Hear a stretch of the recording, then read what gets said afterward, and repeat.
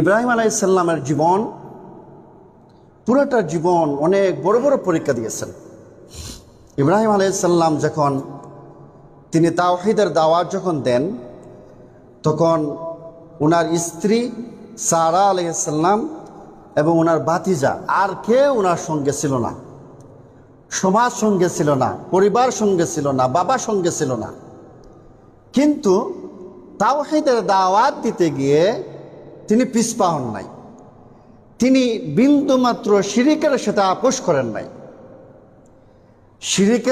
শিরিককে বিন্দুমাত্র এক মুহূর্তের জন্য ইব্রাহিম আলাইহিস সালাম মেনে নেন নাই।